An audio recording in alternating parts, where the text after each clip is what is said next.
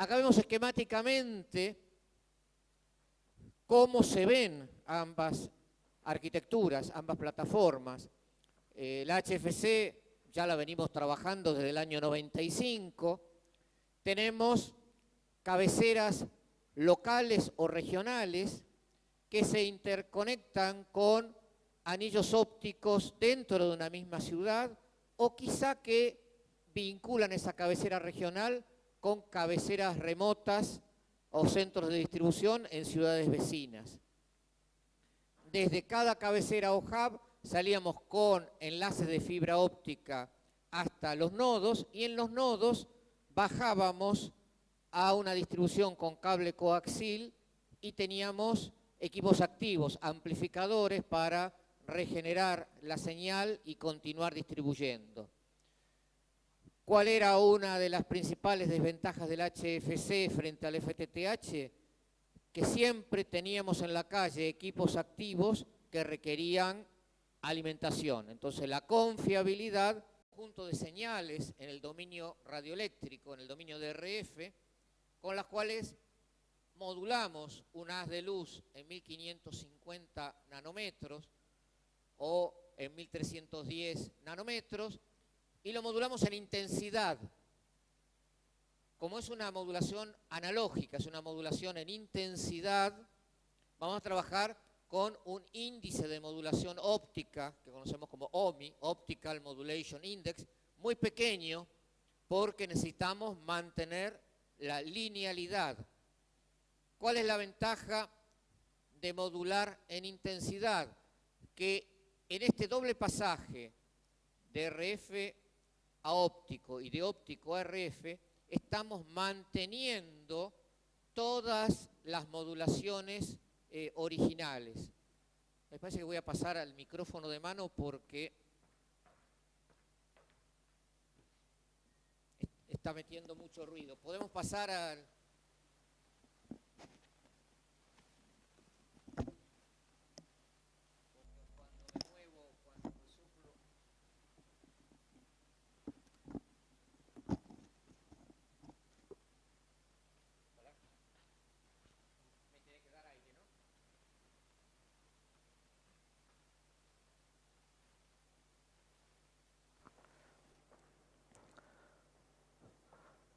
O sea, cada señal va a conservar el esquema de modulación que tenía en el dominio radioeléctrico cuando pasa la luz y vuelve a RF. Entonces, vamos a tener señales analógicas que vamos a encontrar y vamos a utilizar para la TV analógica convencional, señales de tipo PSK que se utilizaban para comando y señalización fuera de banda de set-top boxes, señales QAM que utilizábamos con los cable modem DOCSIS o con la transmisión de televisión digital de BB y finalmente señales digitales OFDM, que la modulación OFDM es la utilizada por la transmisión de TV digital basada en la norma ISDBT y por DOCSIS 3.1. Hoy estamos viviendo como muchos operadores están migrando del básico analógico a un básico digital con la norma ISDBT para llegar al televisor del cliente sin necesidad de ningún set-top con un servicio digital y HD.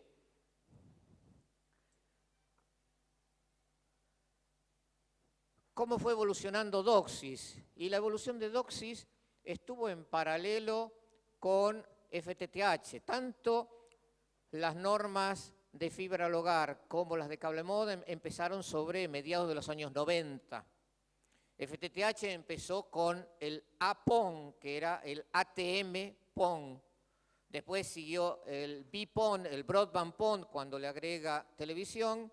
Y después de eso, el GPON y el XGPON, que nosotros conocemos y aplicamos actualmente. DOCSIS comenzó a fines de los 90, en el año 97, comenzó con la primera versión, DOCSIS 1.0, que se basaba en políticas de mejor esfuerzo. ¿Contra qué competía DOCSIS? Contra el dial-up telefónico para acceso a Internet. ¿Y cuál era el objetivo? Liberar la línea telefónica que antes quedaba atada al dial-up y al acceso a Internet y impedía hablar cuando se estaba navegando. Esta norma que se definió en el 97 se comienza a difundir un par de años más tarde. Fue la norma con la cual Gigaret comenzó a dar servicio en el año 2000 y rápidamente migramos a su sucesor, la versión 1.1. ¿Qué es lo que agregó la versión 1.1 de DOCSIS? Calidad de servicio. ¿Y para qué querían la calidad de servicio? La política del mejor esfuerzo era perfecta cuando yo navegaba por Internet, donde yo en esa época lo único que hacía era mandar un correo, leer un diario o ver una página con información. Entonces, si algún dato no llegaba o llegaba a destiempo, no había problema, porque esa información que llegó con errores o no llegó se reenviaba. Pero cuando empezamos a querer dar servicios que involucran transmisión en tiempo real, como por ejemplo el de voz, necesitamos garantizar que los paquetes de voz tengan prioridad por sobre el resto de los paquetes, porque si un paquete se pierde o llega a destiempo, ya fue, entonces saldría una comunicación entrecortada. Gran avance, la calidad de servicio, que fue 2 años más tarde, y permitió dar servicios de telefonía IP. Siguiente salto fue la versión 2.0, en la cual se buscó básicamente trabajar solo con el upstream. En sus inicios fue pensada DOCSIS para navegar, una asimetría muy alta.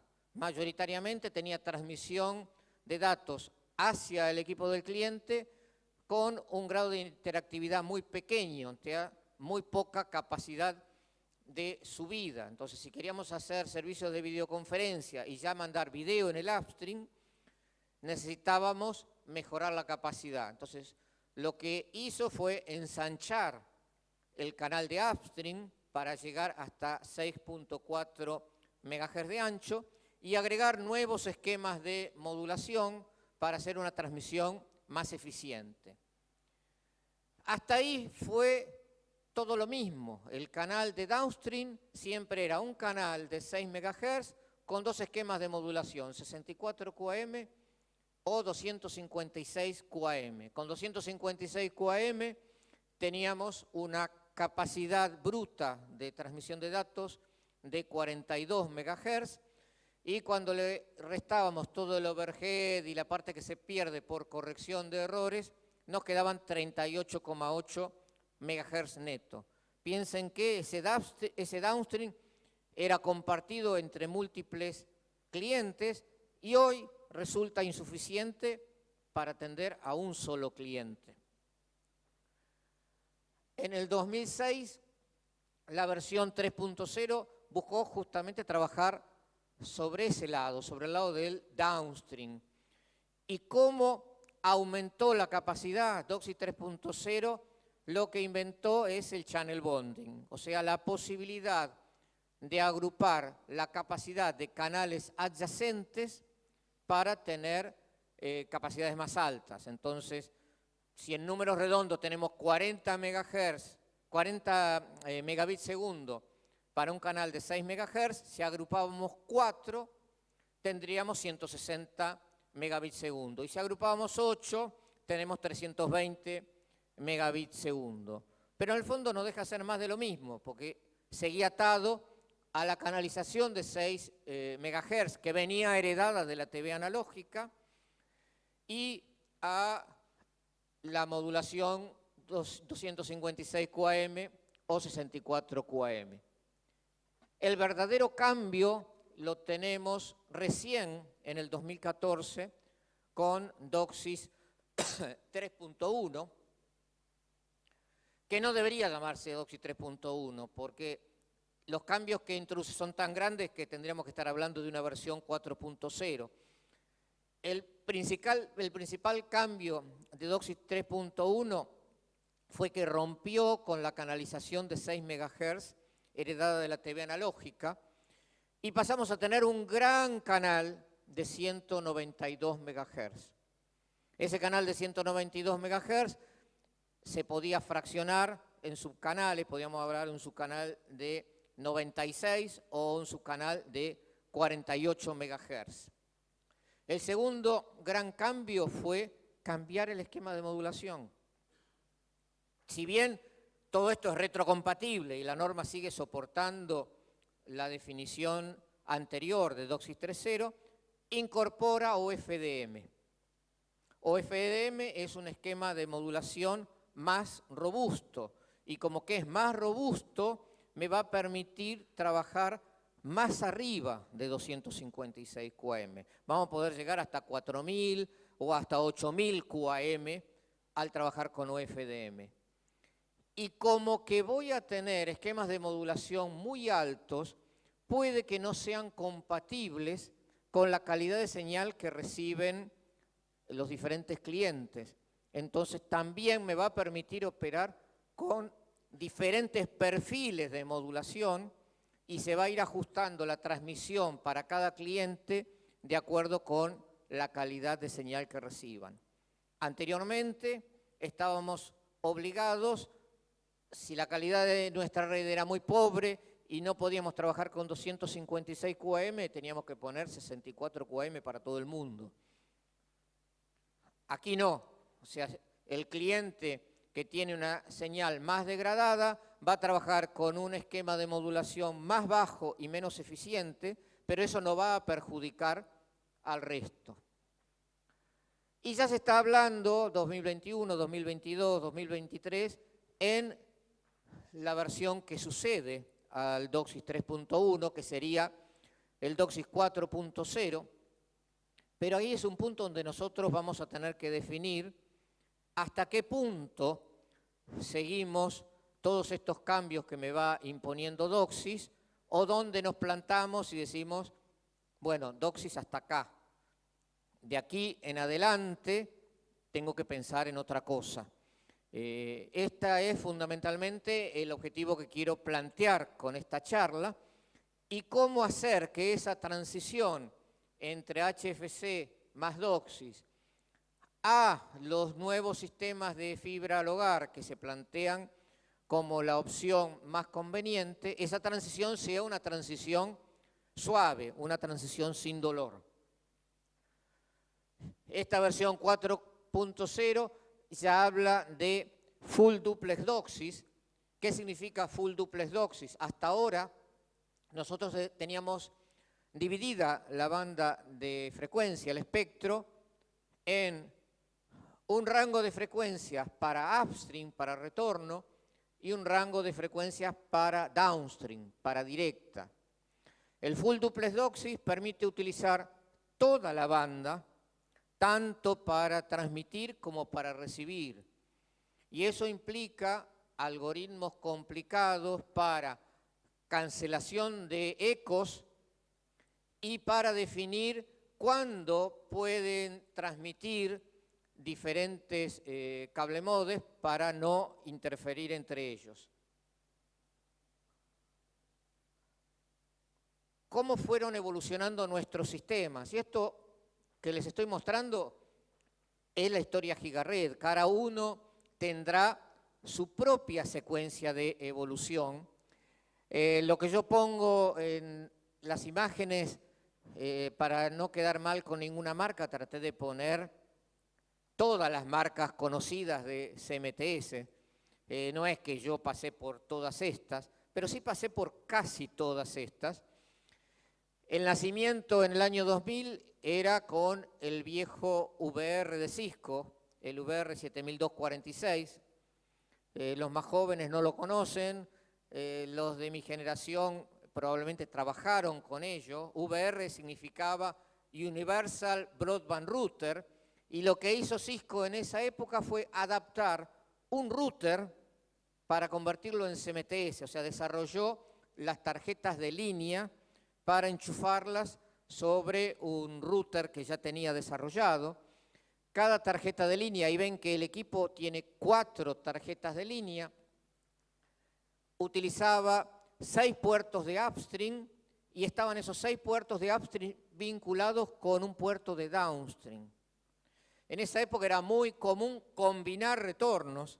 Combinábamos retornos de 4 nodos y los conectábamos en un puerto de upstream, y así quedaban 24 nodos por downstream.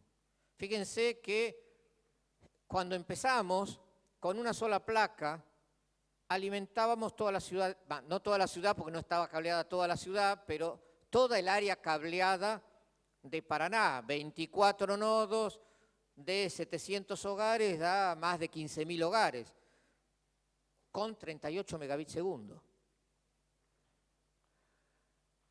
¿Cómo se fue avanzando a lo largo del tiempo? Lo primero que se fue haciendo fue desagregar la combinatoria de nodos, achicar el área de servicio. ¿Qué es lo que llamamos área de servicio? Es el conjunto de nodos que comparten un mismo recurso. En este caso es capacidad de downstream. En el origen teníamos un área de servicio de 24 nodos, muchísimo. Entonces teníamos un transmisor, y quizá esta era más de un solo transmisor óptico, porque cada transmisor óptico me alimentaba 4 nodos. Normalmente teníamos un transmisor de 10 dB dividido por 4, perdíamos 7 dB en la división y alimentábamos 4 nodos. O sea que para llegar a 24 nodos teníamos 6 transmisores ópticos alimentados por un mismo downstream de CMTS. Bueno, es empezar a achicar esa área de servicio de 24 nodos a 12, a 8, a 4, y paralelamente romper la combinatoria de retornos, porque la suma de retornos nos traía muchos dolores de cabeza, porque sabemos que el punto débil de DOCSIS es el ingreso de ruidos, o sea, la interferencia que genera el ingreso de ruido en el retorno me volteaba la comunicación o me generaba intermitencias. Y cuanto más nodos estoy combinando, el ingreso de ruido se convertía en la tarea más penosa de mantenimiento, porque tenía primero que identificar qué nodo de esos 4 era el que tenía el ingreso y luego en qué parte del nodo se generaba. Entonces, segunda etapa, pasamos a un downstream para 8 nodos, cuando al principio teníamos un downstream para 24. Después pasamos a tener 2 downstream para 4 nodos y llegamos a un punto donde dimos vuelta el esquema. Dejamos de achicar el área de servicio para comenzar a trabajar con la otra variable. ¿Y cuál es la otra variable? La cantidad de recursos que yo asigno a esa área de servicio, o sea, la cantidad de downstream que yo asigno a esa área de servicio. Es cuando empezamos a migrar a DOCSIS 3. Empezamos con 4 downstream, con 8 downstream por área de servicio, hasta llegar hoy al límite, que es un límite de facto, porque la norma no me pone un límite, pero el límite es de 24 canales de downstream por área de servicio. Para poder aprovechar al 100% esa capacidad, yo necesitaría un cable módem que pudiera ver, que pudiera sintonizar esos 24 canales de downstream. Ustedes saben que en lo que es equipo de cliente, en lo que es cable módem, los primeros cable módem eran de 8x4. ¿Qué significaba 8x4? Que puedo sintonizar 8 portadoras de downstream y 4 de upstream. Ese tipo de cable módem se convirtió en el caballito de batalla de nuestras redes DOCSIS y hoy representa el cable módem más económico que podemos conseguir y que ya está discontinuado. Es más, las fábricas ya están discontinuando toda fabricación de DOCSIS 3.0 para irse a 3.1. El cable módem DOCSIS que permitiría aprovechar el 100% de esa capacidad de 24 canales de downstream sería un cable módem 24x8. Cable módem que está disponible hoy en el mercado, pero que tiene un problema importante, que es el costo. Un cable modem 8x4 cuesta alrededor de $40. Un cable modem 24x8 cuesta aproximadamente $70. Y un cable modem DOCSIS 3.1 cuesta $100. O sea, con el tiempo, el valor del cable modem DOCSIS 3.1 debería aproximarse al del 24x8 y quizá dentro de una década esté cerca del valor actual del de 8x4. Pero ahí ven dónde estamos parados hoy. Hoy, en el caso Gigared y en el caso creo que Telecom también, estamos todos ya en un esquema híbrido que contempla DOCSIS 3.0 y DOCSIS 3.1. Con DOCSIS 3.0 llegamos hasta 24 canales de downstream y 4 canales de up. Y para DOCSIS 3.1, capacidad OFDM, 192 MHz de OFDM en downstream y 24 MHz de OFDMA en up. Punto de corte. ¿Qué viene después? DOCSIS evoluciona hacia lo que se dio en llamar Remote MAC-PHY, que es llevar la capa física y la capa MAC hasta el nodo. ¿Para qué? Para reemplazar ese enlace de fibra entre la cabecera y el nodo, que era un enlace analógico. Y como que es un enlace analógico porque utiliza modulación de intensidad, tiene una pobre relación señal a ruido, reemplazar ese enlace analógico por un enlace digital. Entonces, ¿qué gano al tener un enlace digital y mejorar la relación señal a ruido? Y que en vez de estar limitado a operar con 256 QAM en downstream, seguro que me voy a poder ir hasta 1024. Ahora bien, ir a Remote MAC-PHY significa cambiar todos los nodos y significa cambiar todos los MTS. Entonces, la pregunta del millón es, ¿estás decidido a hacer todo eso? ¿Estás decidido a encarar la inversión que requiere migrar a Remote MAC-PHY? Porque en toda esta trayectoria, lo grande y lo bueno de DOCSIS es que me ayudó a sacarle el máximo provecho a la inversión que habíamos hecho en la reconstrucción de red, en pasar del árbol y rama al HFC. Pero ¿cuántas veces cambiamos de SMTS? ¿Cuántas veces cambiamos los cable modems? O sea, si ponemos todo eso en una columna y sumamos, requirió una inversión muy grande. Pero ¿cuál fue la ventaja? El poder hacerlo gradualmente. Todo eso sirve hasta que ya nos vamos a los últimos puntos, que es el DOCSIS 4.0, el Extended Band DOCSIS, que habla de llegar hasta 1.5 GHz. Todo eso ya empieza a ser incompatible con mi red. Entonces, si no solo me cambia la versión de DOCSIS, sino que tengo que reconstruir mi red, es para pensarlo 2 veces.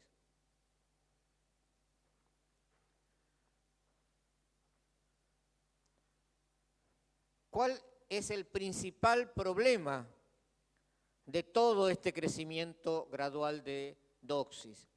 De acuerdo a lo que vimos antes, para ofrecer mayor velocidad al cliente, necesitábamos poner mayor capacidad a disposición de cada área de servicio. Entonces habíamos empezado con 4 downstream, 8 downstream y ahora terminamos con 24.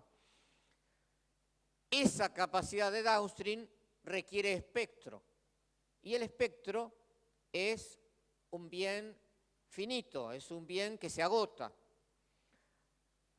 Mayoritariamente todos nosotros estamos trabajando con redes de 860 MHz y es común un esquema como el de ahí arriba, donde se asigna para el retorno la parte más baja. Esto es lo que se conoce como subsplit. el retorno de 5 a 42 MHz. En 54 MHz arrancamos con la canalización tradicional de TV, Canal 2. Transmitimos 70 canales de TV analógica hasta 525.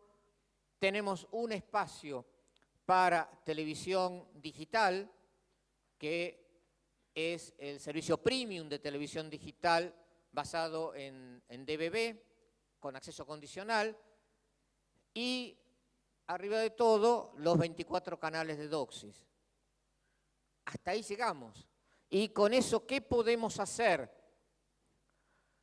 Si trabajamos con áreas de servicio de 512 hogares, sea un nodo de 512 hogares o dos nodos de 256, la máxima oferta de velocidad que podemos hacer, que podemos dar, es de 30 megabits segundo.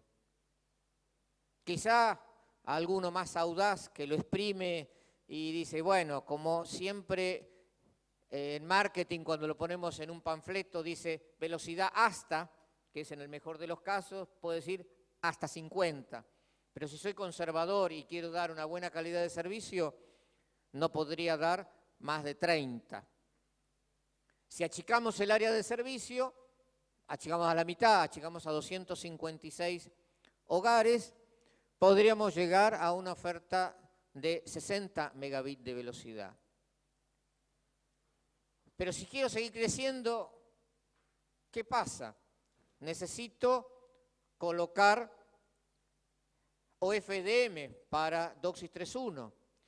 Necesito colocar quizá más servicios digitales. ¿Y quién tiene que ceder? La TV analógica. ¿Y hasta dónde puedo expandir mi red sin reconstruir? Esa es la gran pregunta que todos nos hacemos, porque lo que queremos evitar es tener que construir la red de nuevo.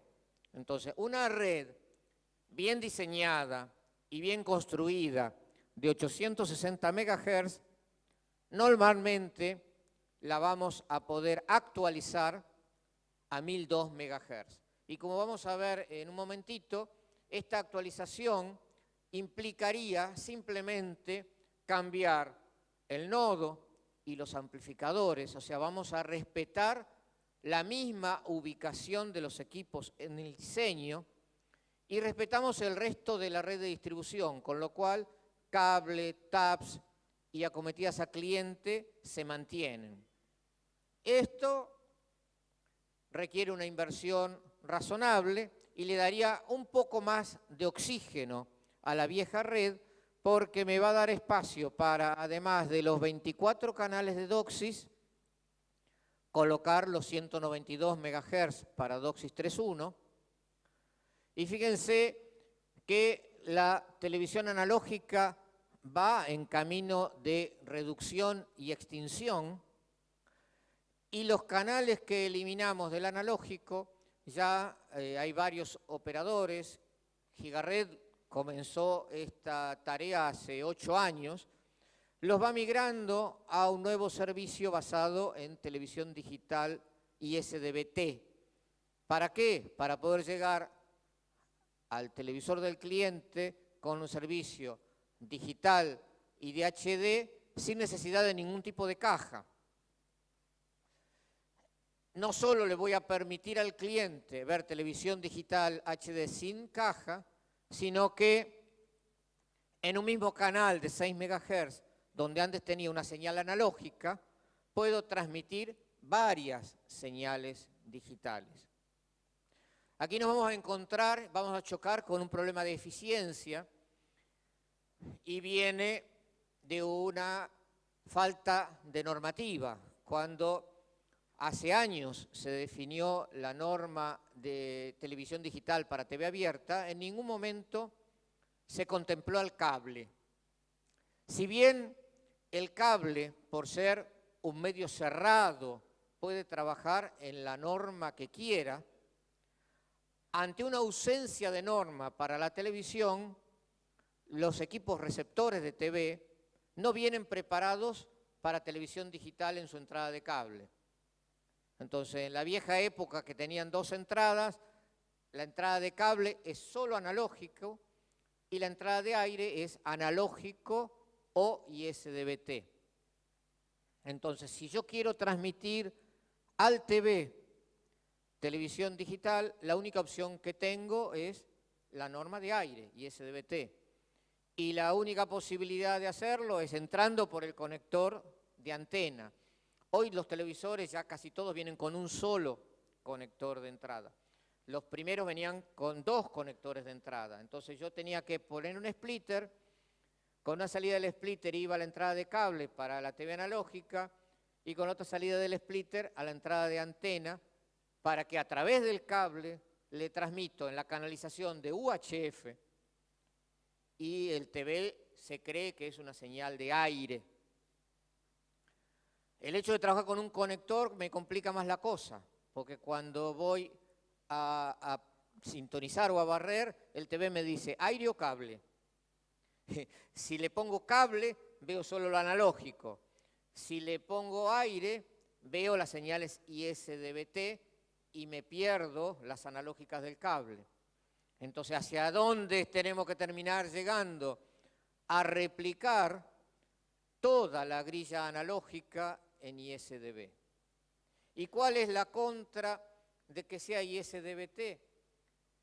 ISDBT está pensado para transmisión digital terrestre, un medio sujeto a interferencias, un medio donde hay reflexiones, y en consecuencia el orden de modulación máximo es bajo. Entonces, en un canal de 6 MHz puedo tener 20, 21 megabits por segundo. Piensen que si fuera de BBC podría tener 38.8. O sea, tengo casi la mitad. O sea, no voy a ser todo lo eficiente que podría porque la norma me obliga a utilizar un esquema de modulación más robusto y menos eficiente. Nuevamente en rojo, la gran pregunta. ¿Cuándo le soltamos la mano a DOCSIS para saltar a FTTH?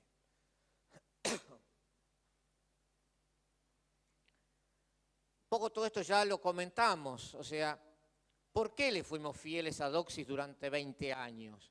¿Por qué? Porque durante 20 años protegió toda la inversión que habíamos hecho en la reconstrucción de la red. Durante los primeros 10 de esos 20 años no tuvimos ni que tocar la red, solamente trabajábamos en la cabecera jugando con combinación de retorno y cantidad de nodos asignados a cada puerto de CMTS.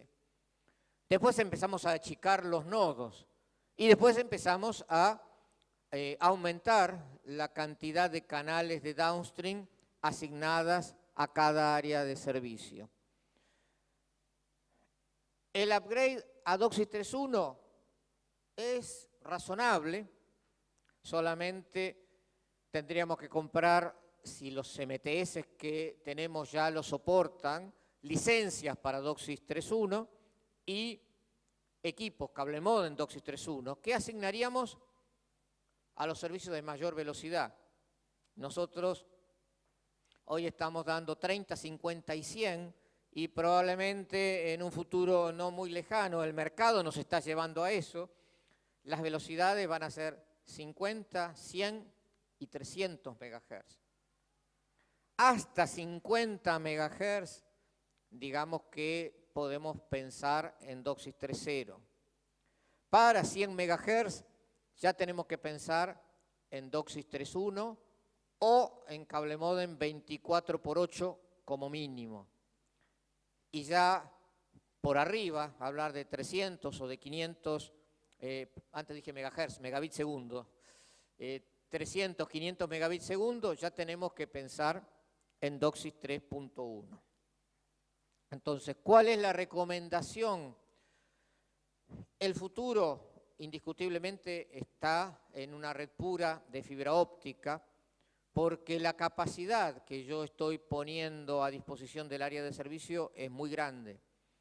Estamos hablando en GPON, 2.5 gigabits segundo, ya alcanzó la madurez y está entrando hasta en el ciclo de obsolescencia GPON. Hoy la cresta de la ola es XGPON, 10 gigabits por segundo y 10 gigabits simétrico, que es lo que conocemos como XGS-PON. Y ya está saliendo la nueva versión y es hablar de redes de 50 gigabits por segundo. Entonces, piensen que de la misma manera que DOCSIS me protegió la inversión que hice en la reconstrucción de la red cuando pasé a HFC, en FTTH las diferentes versiones de PON empiezan a ser agnósticas de la ODN.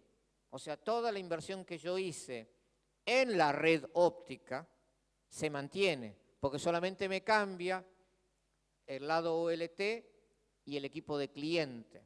Entonces, es muy flexible para actualizar a velocidades más altas. Entonces, recomendación básica son estas dos.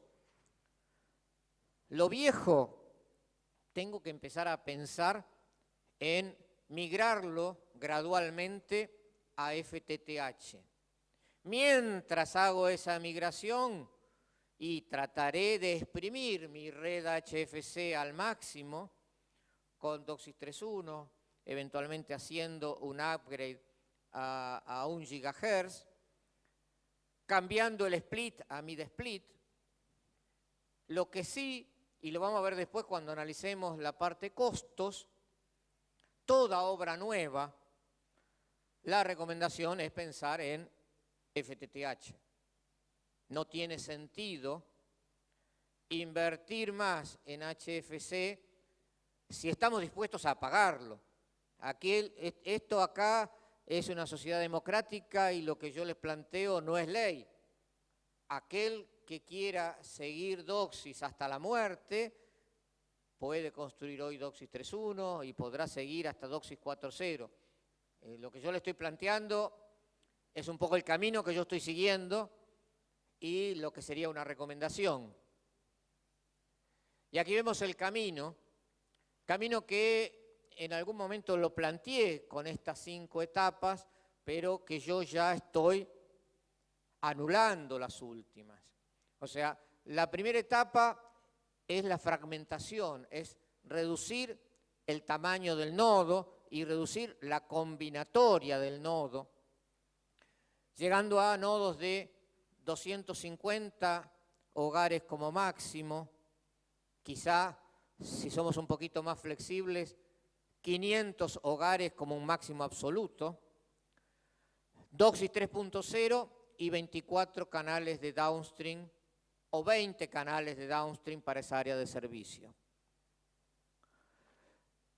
El paso número 2 es expandir la red hasta lo máximo que da. Lo máximo que da, y nuevamente insisto, depende del estado de la red y depende de cómo fue diseñada. La red la puedo estirar hasta... Hola.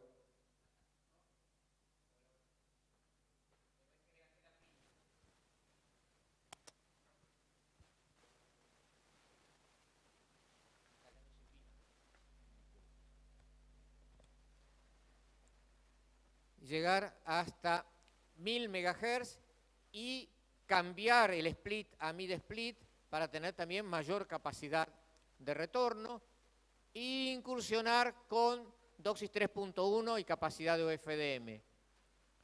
Y no olvidarnos del punto 3, que es con tiempo. Lamentablemente, nosotros no somos proclives a planificar y a programar las cosas con tiempo. Esperamos llegar al borde del precipicio y cuando ya nos estamos cayendo queremos arreglar la red en 2 semanas. No se puede. Entonces, con tiempo, planificar una red superpuesta de fibra óptica y empezar a pasar los clientes que, a ver si me voy abajo del escenario como algún cantante, empezar a pasar sobre todo los clientes que contratan servicios de mayor velocidad, empezar a pasar los clientes de 100 mega o más a la red superpuesta de fibra óptica y dejar los clientes que contratan el servicio más bajo en la red HFC. ¿Por qué no paso a todos de golpe? Porque el mayor costo no está en la construcción de esa red superpuesta de FTTH. El mayor costo lo vamos a tener en la migración de los clientes, porque le vamos a tener que poner una ONT, porque vamos a tener que pagarle a un contratista para que haga la instalación y porque vamos a tener que gastar también en otros componentes como cable y conectores. Entonces, cuando ese costo lo multiplicamos por N, que es la cantidad de clientes que queremos migrar, decimos, no, mejor vamos despacito. Pasemos primero los de mayor velocidad y después el resto.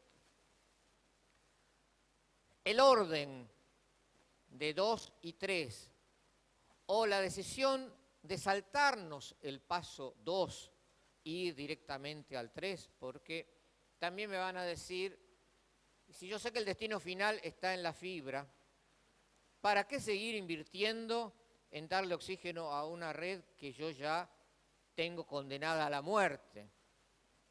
Entonces, la decisión de hacer o no hacer el punto 2 fundamentalmente va a estar definida por competencia y bolsillo. Si tengo bolsillo, aunque haya competencia, trabajo en los dos frentes, porque es un arma más para ir a la guerra. Es como salir con la navajita del Swiss Army. Y saco la navajita, saco el cuchillito, saco el sacacorcho. Tengo distintos sabores. Puedo usar más eficientemente el HFC o puedo ir al FTTH. Ahora, si no tengo bolsillo y tengo competencia, es para empezar a pensar en poner todos mis recursos en la red superpuesta de FTTH. O sea, ya tengo que mirar más dónde pongo el peso o el dólar para sacarle el máximo provecho. Lo que sí, yo considero que es plata tirada y tiempo perdido ir a Remote PHY, porque piensen que cambiar todos los nodos y cambiar los MTS requiere una inversión muy, pero muy grande. ¿Y qué es lo que voy a ganar con irme a Remote PHY? Poder trabajar con un orden de modulación más alto. ¿Y eso qué significa? Y con suerte voy a duplicar la capacidad. Y duplicar la capacidad en 2 años me lo comí. O sea, me voy a gastar una millonada de dinero yendo a Remote PHY y dentro de 2 años me voy a estar preguntando, ¿y ahora qué hago? Entonces, por eso digo, Remote PHY no, a menos que estemos dispuestos de vuelta a seguir con DOCSIS hasta la muerte. Y la otra opción que también yo taché es una opción que implique una reconstrucción total de la red. Si yo tengo que volver a nacer y construir mi red de nuevo, no voy a volver a renacer en el año 2000 y construir una red HFC como hice en el inicio de Gigared, solo que en vez de nodos de 700 lo voy a hacer con nodos de 70. No. Después vamos a ver los números y realmente si voy a reconstruir, lo mismo que si voy a hacer una red de cero, es lo que llamamos un greenfield. Si tengo que salir de cero en un nuevo territorio, me voy a ir a FTTH. El FTTH me da otra gran ventaja y es que me permite lo que yo llamo estrategia o juego de guerrilla. Y vale como red superpuesta a mi HFC. Yo puedo definir nichos dentro de la zona donde yo estoy dando servicio que están mal atendidas por la competencia o donde no hay competencia. Entonces yo despliego un troncal de fibra en esa dirección y armo zonitas de FTTH. No es que tengo que barrer toda una zona grande y llenar todas las manzanas. Puedo hacer un manchón dentro de la zona donde estoy dando servicio de acuerdo a oportunidades de negocio que puedo llegar a detectar. Estas 3 etapas que yo les planteaba antes ¿Cómo las voy a encarar? Bueno, dijimos la primera es la fragmentación de nodos, o sea, dividir un nodo en nodos más pequeños. Por ejemplo, yo capaz que tenía nodos de 2000 hogares y sería bueno dividirlo en 4 nodos de 500, o nodos de 1000 y sería bueno dividirlos en 4 nodos de 250. ¿Y cómo hago eso? Si fui previsor y en el momento de la construcción original llevé hasta el nodo mayor cantidad de fibras que las necesarias, cuando hablamos de nodos de 700 hogares o más, siempre lo que yo recomendaba era llevar 12 fibras por nodo. Pero de esas 12 fibras nosotros usábamos solo 2. Entonces me quedan 10 fibras sin usar. Quizá alguna de esas 10 fibras las usé para darle servicio a una empresa, a un cliente corporativo. Pero si me quedan 8 fibras sin usar, puedo dedicar 2 fibras a cada cuadrante y estoy hecho, no tengo que cambiar nada desde la cabecera. Si estoy corto de fibras y no me alcanza para dedicar 2 fibras a cada cuadrante, hoy están disponibles nodos que reciben en una longitud de onda y transmiten en otra. Lo más común es 1310, 1550. Entonces, ¿qué tengo? En el nodo un MUX y separo una longitud de onda para el receptor óptico y otra longitud de onda para el transmisor de retorno. Entonces, con una fibra por cuadrante, y lo único que estoy agregando es un nodo que tenga un MUX adentro, me alcanza. Si ni siquiera tengo eso, tengo nodos de WDM, en los cuales, tanto en downstream como en upstream, tengo una longitud de onda para cada cuadrante. Entonces, con 8 longitudes de onda y un solo pelo de fibra, podría alimentar todo esto. ¿Cuál es la contra? Que todo esto ya empieza a ser una solución más cara. Lo ideal sería tener más fibras oscuras, es lo más simple. En nodos de 700 hogares para abajo, quizás ya 12 fibras por nodo era mucho y al menos nosotros lo que estábamos haciendo era dejar solamente 6 fibras por nodo, sobre todo en nodos cuando ya nos íbamos de 500 hogares para abajo. Igual con 6 fibras por nodo nos queda capacidad de fibras oscuras como para fragmentar el nodo y subdividir. ¿Cuál es la segunda etapa que yo les comentaba en esta evolución? Expandir la red, estirar la goma a lo máximo que da. ¿Y hasta dónde puedo llegar? Y probablemente si la estiro puedo llegar hasta 1000 MHz. Llegar hasta 1200 MHz prácticamente imposible. Fíjense que ahí lo que está planteado es el esquema típico de multitaps entre 2 amplificadores.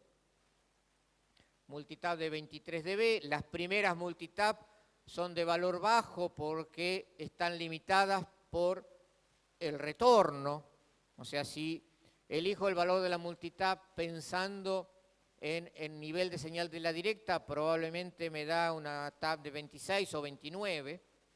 Pero ¿qué pasa? Eso me pone una barrera de entrada muy alta para el cable módem y no le da el nivel de transmisión. Entonces las primeras en un diseño siempre quedan definidas por el retorno. Si hago las cuentas de la inserción del cable y de los pasivos, resulta que comparando 860 versus 1 giga, yo lo que estaría necesitando son unos 5 dB más de ganancia. O sea, el line extender en 860 tendría que ganar 30 dB y en 1 giga 35 dB. O sea, comercialmente tengo que salir a buscar un amplificador que no solo tenga mayor ancho de banda, sino un poquito más de ganancia, pero valores conseguibles. No es imposible. Lo mismo en el retorno, también voy a necesitar un poquito más de ganancia de retorno. Pero para que el diseño funcione, yo tengo que mantener los mismos niveles operativos de las señales entre 50 y 860. O sea, tengo que mantener los mismos niveles operativos y la misma pendiente que traía históricamente. Y tengo que continuar creciendo. ¿Qué significa? Me voy a ir a niveles operativos más altos. Fíjense que puede ser que esté llegando hasta 54 o 57 dB de salida. Tengan en mente que 60 dB milivoltio es un voltio. O sea, yo voy a tener un nivel de potencia suficiente para encender un foquito. Es mucha potencia. ¿Qué juega a nuestro favor? Que estos niveles serán para señales analógicas. Las señales digitales van a estar 6 dB abajo o 10 dB abajo. Entonces eso me da un respiro. Pero igual, es mucha potencia y tener mayor potencia en los amplificadores, ¿en qué se traduce? En mayores distorsiones. Entonces, no solo voy a necesitar amplificadores de mayor ancho de banda y de mayor ganancia, sino que también voy a necesitar amplificadores que sean más lineales, que tengan menores distorsiones. Y eso me va a traer una nueva tecnología, que es lo que conocemos como tecnología GaN. Hasta ahora trabajábamos con GaAsPhET. Cuando nos vamos a 1 giga y más, la recomendación es trabajar con tecnología GaN, que es Gallium Arsenide Nitride. Y para que vean un poco el impacto de cada parte del espectro dentro de la potencia total, la potencia va a estar dada por el área debajo de esta curva. En la parte de arriba lo que estamos mostrando es una pendiente entre 120 MHz y 1200 MHz, obviamente está estirado hasta 1200, nosotros nos vamos a quedar un poquito más abajo. Tenemos 3 bloques, considerando que todas son señales analógicas, o sea, todo está a tope. Pero el 77% de la potencia se lo va a llevar el último tercio, entre 840 y 1200 MHz. Esto es para que vean que uno dice siempre, y es un poquito más, pero la parte de más arriba es la que más impacta dentro de la potencia total que va a manejar el amplificador. ¿Qué es lo que pesa a nuestro favor? Que nosotros vamos a estar como en el dibujo de más abajo. Vamos a arrancar con el primer tercio hasta 480 MHz con señales analógicas. Después tenemos un bajón, porque de ahí en adelante van a ser todas señales digitales, tanto televisión como cable módem. Igualmente, el último tercio es el que más pesa, pero si comparamos el de abajo con el de arriba, la potencia total se reduce a la tercera o a la cuarta parte.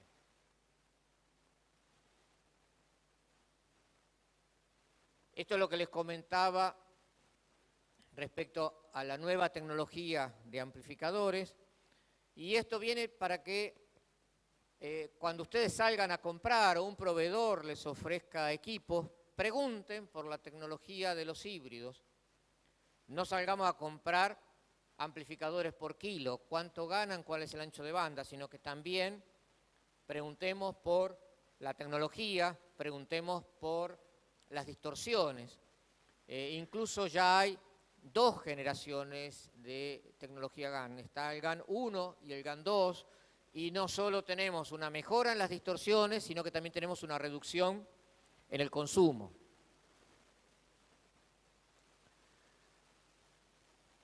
Otro punto a considerar en las actualizaciones, si bien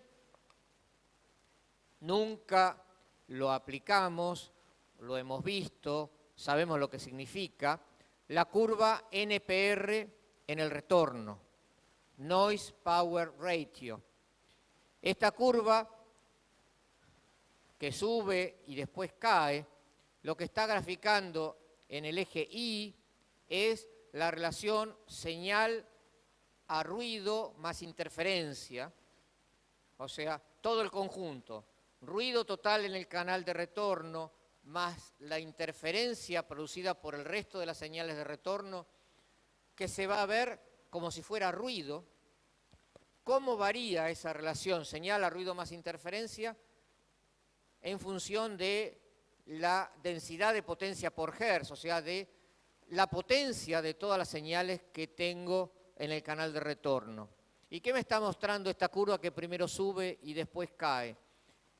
Que al principio, cuando yo aumente la potencia de las señales, va a mejorar mi relación señal a ruido. Más potencia de señal, el ruido no crece en la misma proporción, mejora mi relación señal a ruido. Pero llega un punto en que la relación señal a ruido deja de crecer. ¿Por qué? Porque estoy comenzando a entrar en la zona alineal del láser de retorno. Entonces empiezan a crecer las interferencias. Entonces la relación señal a ruido más interferencia comienza a caer. ¿Qué me da esta curva? De acuerdo a la modulación que yo quiero trabajar en el retorno, me va a imponer una relación señal a ruido mínima. Entonces yo entro en el eje Y y son esas líneas punteadas. El punteado negro corresponde a 16 QAM con un margen de seguridad y me está marcando 27 dB. O sea, si yo quiero trabajar confiablemente con 16 QAM, necesito que mi retorno tenga una relación señal a ruido de 27 dB. Y el verde corresponde a 64 QAM y tengo una relación señal a ruido de 33 dB. Esa línea punteada horizontal me corta a la curva NPR en 2 puntos. Y eso me va a marcar el rango de potencia de excitación que yo puedo manejar para estar dentro de esa relación señal a ruido. Cada color de curva corresponde a un tipo distinto de láser. Y ahí viene otra de las características a tener en cuenta cuando uno compra un equipo. ¿Y el láser de retorno qué tecnología tiene? Los primeros láseres de retorno, cuando comenzamos en el año 2000, usaban tecnología Fabry-Perot. El Fabry-Perot es un láser ruidoso, inestable y alineal. Nada bueno. ¿Y por qué usábamos el láser Fabry-Perot si era tan malo? Porque era barato. Y cuando yo tenía una sola portadora de retorno, o sea, no lo iba a cargar con tantas señales, no había problema. Con 2, probablemente tampoco tenga problema. Con 4, y ya no es recomendable. En la medida que queremos cargar el retorno con más portadoras, tenemos que trabajar con un láser más lineal. El Fabry-Perot es el azul, ven que es la curva que está más abajo, y ven que el Fabry-Perot para 16 QAM zafa, pero 64 QAM no llegó nunca, porque el límite de la relación señal a ruido queda por encima de la curva NPR. Y los dos que están más arriba, el marrón y el violeta, corresponden al láser de tipo DFB. La tecnología DFB es más cara, pero es mucho más estable, menos ruidoso y menos alineal. Por eso el láser DFB es el que usamos en la transmisión directa al nodo, porque le vamos a meter una carga muy grande de señales y la linealidad resulta mandatoria.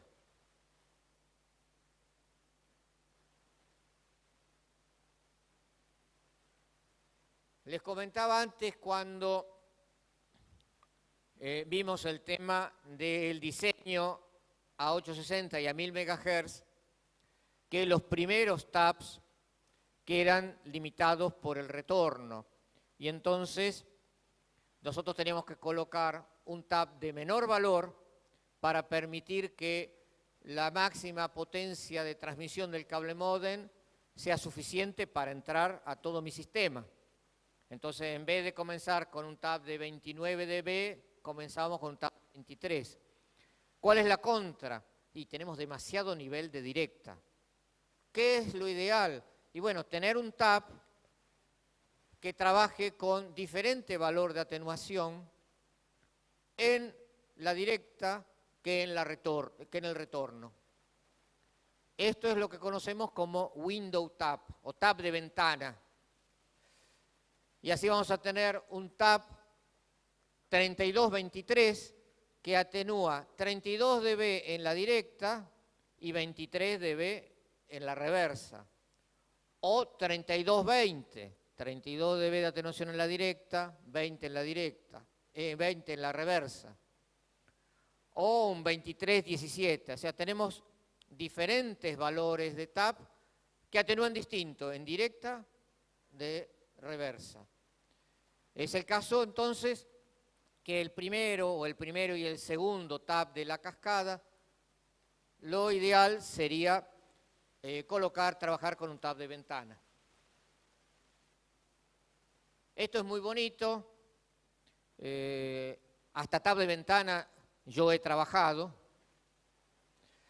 El tap ecualizable es muy bonito, pero es algo caro y que en la práctica tiene muy poca aplicación. No sé si aquí en Argentina alguno lo ha usado. El esquema en bloque de un tap es lo que vemos arriba a la izquierda. Tenemos un choque de RF que está utilizado para pasar la alimentación de 60 o 90 volts al tap siguiente para poder llegar al amplificador siguiente.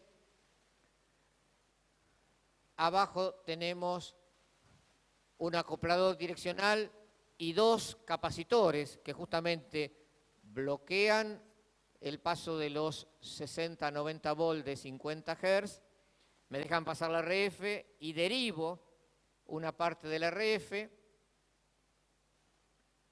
que pasa por un módulo enchufable y después tenemos un splitter por 2, por 4 o por 8.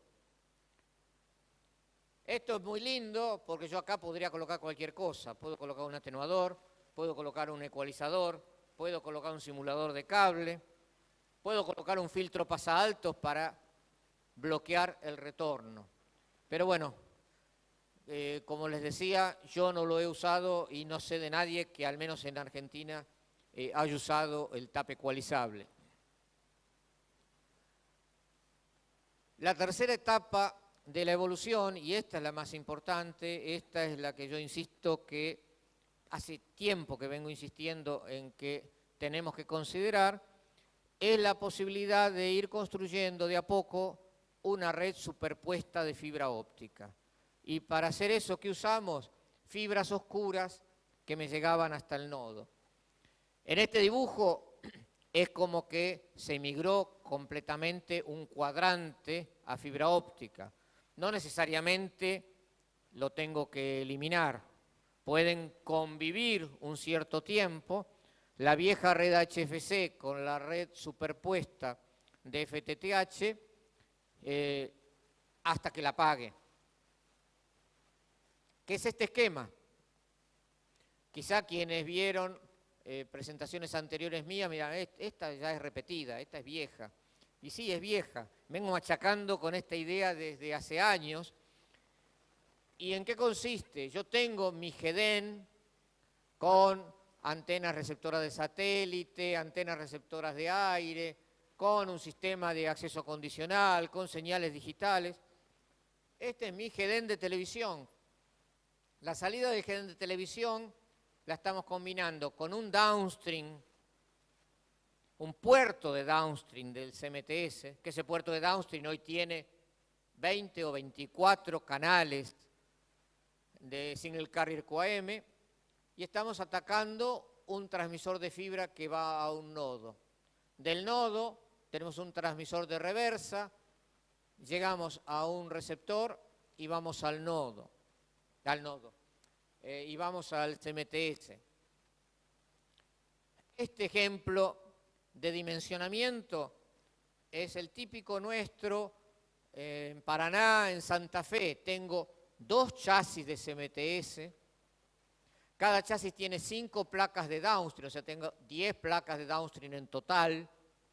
Cada placa de downstream tiene 8 puertos, o sea que tengo 80 puertos con 2 nodos por cada puerto, o sea, el área de servicio es de 2 nodos. O sea, ahora el downstream alimenta a un transmisor óptico, un splitter por 2 y llego a 2 nodos. O sea, tengo 160 nodos de 256 hogares, lo que representa 40.000 hogares. O sea, tengo 2 MTS para 40.000 hogares. Aprovechando fibras oscuras que llegan del nodo, puedo dedicar inicialmente una fibra a un puerto PON. Yo tengo un chasis de OLT con 10 placas PON de 16 puertos. Gran casualidad, 10 por 16 son 160, yo tenía 160 nodos, pero cada puerto PON me puede alimentar hasta 64 clientes. Entonces, son 10.240 clientes por chasis, 25% de penetración. Es razonable. Si le dedico 2 fibras, puedo llegar al 50.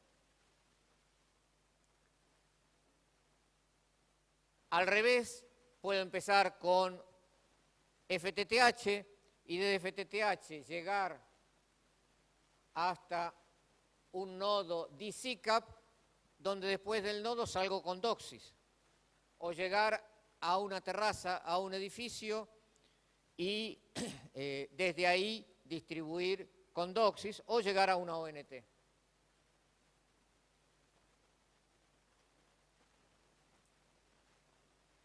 La evolución de FTTH a lo largo del tiempo fue similar a la de DOCSIS. Todos van recorriendo caminos paralelos, pero el objetivo siempre fue el mismo: ofrecer mayor capacidad a lo largo del tiempo para atender una mayor demanda de conectividad.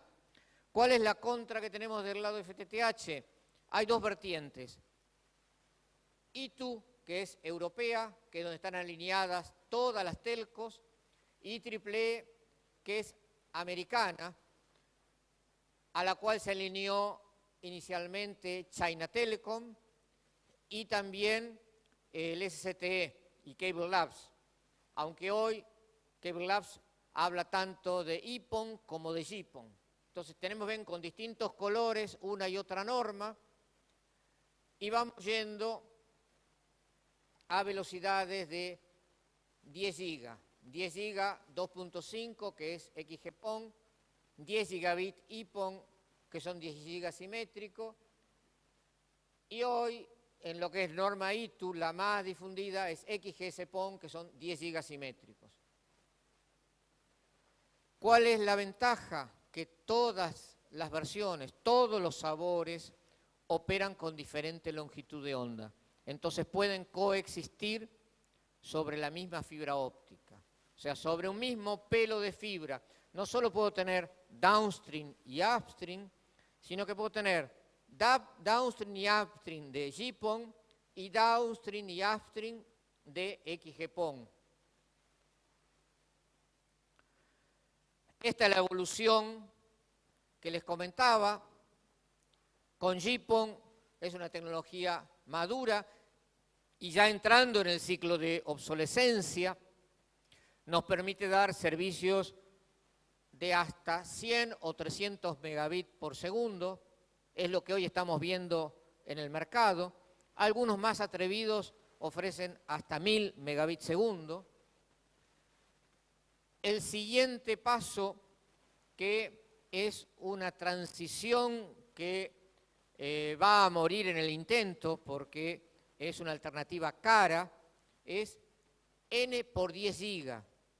¿Qué significa? Que para llegar a ofrecer capacidades mayores, lo que estamos haciendo es 4 lambdas de 10 gigas para llegar a 40 o 8 lambdas de 10 gigas para llegar a 80. La única que va a sobrevivir son las dos primeras. La primera ya, digamos que desaparece, que es el XGPON, que es asimétrico. La que se plantea como sucesora del GPON es el XGS-PON simétrico, 10 GB, 10 GB, y que con el 10 GB, 10 GB voy a poder ofrecer servicio hasta 1 gigabit segundo, y con el DWDM-PON podría llegar a ofrecer servicio de hasta 10 gigabit. O sea, secuencia, hoy GPON, corto plazo, XGS-PON, futuro 50 gigabit por lambda. Y como les dije que esto trabaja con diferentes longitudes de onda, yo podría tener dos OLTs, uno GPON y otro XGS-PON, agarrar los dos puertos y combinarlos en un multiplexor óptico, pero esto requiere mucho espacio, mucha energía, no es práctico. Lo que ya está disponible en el mercado son placas combo, o sea, una placa de 16 puertos, y en cada puerto yo le puedo colocar un módulo GPON o un módulo XGPON. O sea, puedo tener 2.5 GB o 10 GB. Pero no termina ahí. Todavía hay algo mejor, que es a la placa combo también le puedo colocar un módulo combo, que adentro de ese SFP enchufable tengo las dos ópticas. Tengo la óptica de GPON y la óptica de XGS-PON, y tengo el multiplexor óptico. O sea, es lo que vemos acá abajo. En este módulo, que es el módulo combo, tengo el módulo GPON, el módulo XGS-PON y el multiplexor óptico.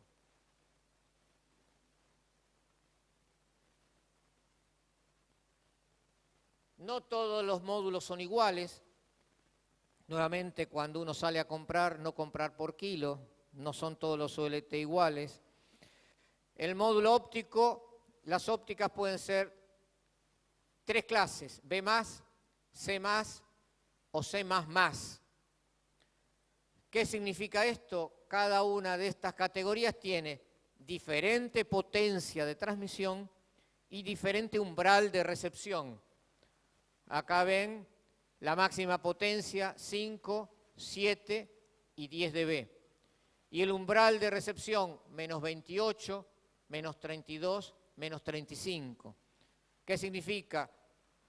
Las ópticas C++ me van a permitir llegar más lejos que la C+, y la C++ más lejos que la B++, que la C++. Pero todo enlace depende de dos extremos. Aquí yo estoy trabajando solamente del lado OLT. Del lado ONT tendría que tener lo mismo. Ahora, ¿qué pasa del lado ONT? El 90% de los ONT son B+. Algunos son C+, pero son más caros. Y ninguno es C++. Esto es lo que ven. Del lado OLT B+, del lado ONT B+, son 28 dB de budget. Si le pongo óptica C+, pero sigo con el mismo ONT, y mejoré un dB solo el presupuesto óptico. Si le pongo una C++, 3 dB el presupuesto óptico. O sea, el beneficio total lo consigo cuando tengo igual óptica en cada extremo. No se recomienda usar el método de fuerza bruta. Decir, por las dudas, C++. Y potencia para vencer empalmes mal hechos, fibras dobladas, no. Lo ideal y la recomendación es la óptica C+ en el OLT. Acá ven el caso del ONT, óptica B+. Una de las alternativas más comunes para dar TV en las redes FTTH es transmitir televisión en 1550, con lo cual dentro del ONT necesito tener un mininodo. A ver cómo estamos. Me quedan 10 minutos para la inauguración. Me dijeron que la estire y ahora la tengo que acortar. Tenemos un mininodo adentro del ONT. Lo podría tener afuera, pero ¿cuál es la ventaja de tenerlo adentro? En primer lugar, tengo una sola fuente de alimentación, tengo un solo cable, no hay patchcords, y tengo la posibilidad, por gestión, de cortarle el servicio de TV al cliente. O sea, esa es la ventaja de tener la ONT con salida de TV. Si pongo un mininodo afuera, van a encontrar estos dos tipos de mininodo. Un mininodo que se enchufa, tiene alimentación, que normalmente tienen AGC y que tiene dos conectores, porque va a tener entrada y salida, tiene un multiplexor óptico. O sea, yo entro, el multiplexor se va a quedar con el lambda de 1550 y va a dejar pasar libremente 1310 y 1490 para comunicarse con el ONT. Alguno me dirá, y yo tengo un cliente que no me compra internet, me compra solo TV, le tengo que poner un mininodo. Necesito que el mininodo tenga el multiplexor óptico, si no lo voy a conectar a una ONT. Y la respuesta es sí. El mininodo común que no tiene el multiplexor óptico, ¿qué pasa? Tiene un fotodiodo que va a recibir tanto 1550 como 1490.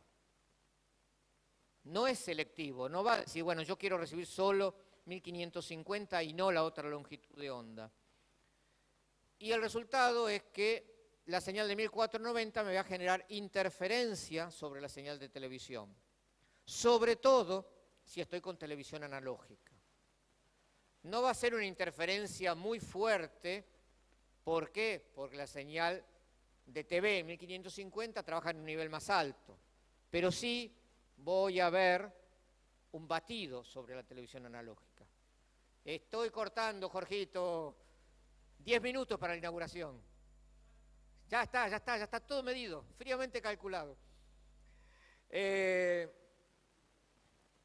me perdí ahora. El problema está con la televisión analógica. La señal digital, que es más robusta, probablemente se lo banque. La derecha, el nodo mágico, un nodo que no requiere alimentación. Fíjense, me dicen, pero esto es una transición. Tengo un conector óptico de un lado y tengo un conector F del otro. ¿Cómo paso de señal óptica a RF solamente con un adaptador? Bueno, lo que tiene esto es simplemente un fotodiodo, sin ningún tipo de electrónica. Es la conversión burda, luz a energía. Pero ¿qué pasa? No tengo AGC, es duro, no tengo buena sensibilidad y en este caso no tengo ni siquiera el MUX. En el de más abajo ya está separado como para mandar 1310, 1490 a la ONT. Y vamos a entrar a la parte precios, así después ya nos vamos a la inauguración. Comparación de precios, y es lo que ya después no resiste ningún análisis cuando nos preguntamos, ¿y hago FTTH o hago HFC? CMTS, 5 placas de 8 puertos, 5 placas de 16 puertos, Capacidad, fíjense que las capacidades, con 24 licencias de Single Carrier QAM y 192 MHz de OFDM, es justo 2.5 GB. Digo, justo la capacidad por puerto es igual a la capacidad que tengo en FTTH. En upstream ya me da menos, porque en FTTH era 2.5, 1.25. Y acá tengo 200 megas, 250 megas de upstream. Pero cuando voy a los valores, me termina dando que el costo por casa pasada es de 30 a 40 dólares. Lo mismo para un OLT, me da el costo por casa pasada de 4 a 8 dólares. Muchísimo, muchísimo más bajo. El OLT es mucho más bajo, más barato, más económico que el CMTS. Y además, si bien tengo la misma capacidad de downstream por puerto, o sea, el downstream por puerto del OLT y el downstream por puerto del CMTS es similar, el tamaño del nodo del área de servicio es más chico. Fíjense que arriba yo hice 256 hogares por área de servicio y abajo 64. Tengo costos adicionales. En el caso del HFC, tengo que poner un transmisor para llegar hasta el nodo, tengo que poner un receptor para el retorno del nodo, tengo que ponerle el nodo óptico. Todo eso me da aproximadamente 14 dólares por casa pasada.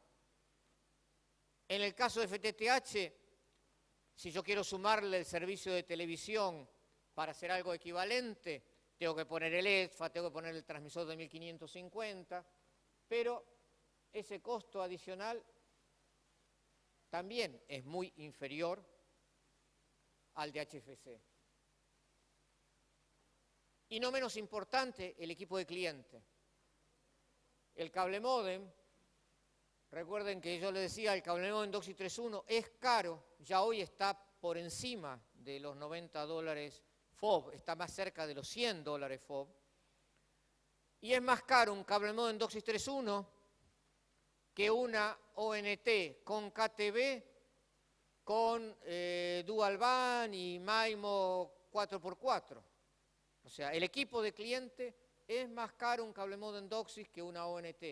Cosa que antes era al revés. Cuando empecé con FTTH, una ONT sin KTB me costaba 200 dólares, cuando un cable modem me costaba 40.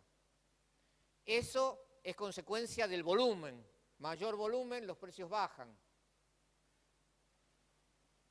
Y si comparamos la fibra óptica con el cable coaxil, también la diferencia de precios se inclina a favor de la fibra óptica. El cable coaxil termina siendo más caro que la fibra. Entonces, bueno, la conclusión, que ya se los repetí anteriormente, sería todo lo nuevo, todo lo que sea greenfield, todo lo que sea expansión de mi red, FTTH, todo lo que sea sacarle provecho a lo que tengo y hasta donde se justifique y pueda, amplío la capacidad de mi red hasta 1 GHz, pero no nos olvidemos de la fibra y de a poquito vayamos construyendo una red superpuesta de fibra óptica que al pasarle a los clientes de mayor velocidad le va a dar también mayor oxígeno a la red residual HFC. Bueno, sobre el filo, justito acá lo tengo a Jorge que me viene a marcar. Ahora me dice que no. Yo no fui. Cumplo en horario para que ustedes pasen a la sala de exposición y tengan oportunidad de ver y discutir sobre todas estas tecnologías con los diferentes vendors. Y cualquier consulta o duda que tengan, bueno, estoy a disposición de ustedes en el correo. Espero haberles sembrado certezas y no dudas.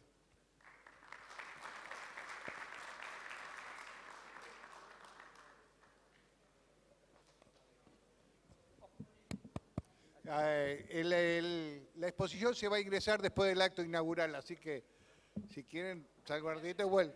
El acto inaugural es acá y la exposición se abre después del acto inaugural, se cortan las cintas. Hay que aplaudirlo a Jorge, no se van a ir ahora. Lógico. Ahora me doy cuenta que yo los tenía que retener acá hasta que venga. Hasta Jorge. que vengan todos. Gracias. Gracias, ingeniero. Como siempre, humillando. Gracias. Si esta es la que era corta, imagínate la de mañana. Les recomiendo la charla de mañana del ingeniero García Villa. Se la recomiendo. Bueno, muy bien, descanse, ingeniero.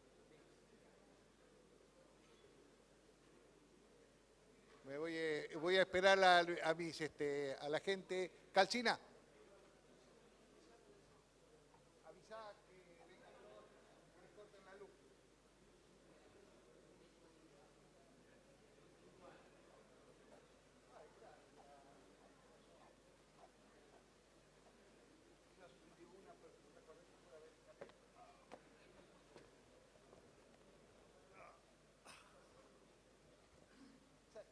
Eso.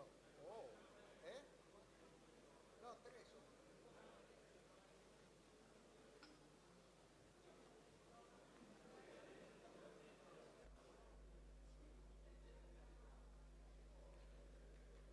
La asociación intermedia viene avanzando por la punta derecha.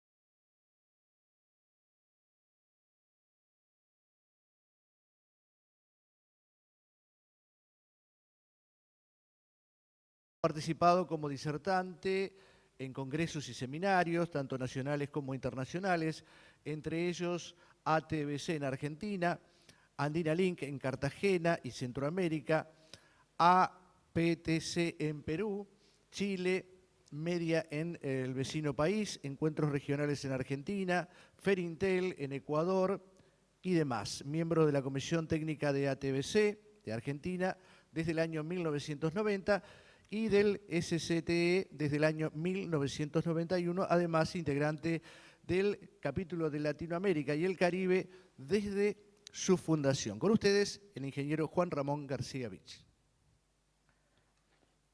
Buenos días a todos. Es un gusto encontrarme nuevamente con ustedes después de 2 años de estar aislados y el último encuentro donde festejamos el 25 aniversario de este tipo de eventos. Vamos a hablar hoy de un tema que ya venimos conversando desde hace años que estamos hablando de FTTH por un lado, de HFC por el otro. Y antes de meternos en esta carrera nuevamente y decidir cómo pasamos de una arquitectura a la otra, creo conveniente aclarar qué significa HFC y qué significa FTTH. Son arquitecturas, son plataformas, y sobre estas arquitecturas o plataformas después nosotros montamos diferentes tecnologías para ofrecer el servicio de acceso a Internet. Así es como sobre la arquitectura HFC nosotros vamos a montar la tecnología DOCSIS de cable módem para dar Internet, o alguno de ustedes quizá incursionó en una versión china que era el EOC, Ethernet. Y también teníamos otra posibilidad que es desde un puerto Ethernet de un switch en el GDEN llegar con una fibra, o sea, ahí ya era totalmente pasivo, es lo que conocemos como point-to-point Ethernet. Llegábamos con un Ethernet pasivo y un modulito óptico desde el GDEN hasta la cabecera, hasta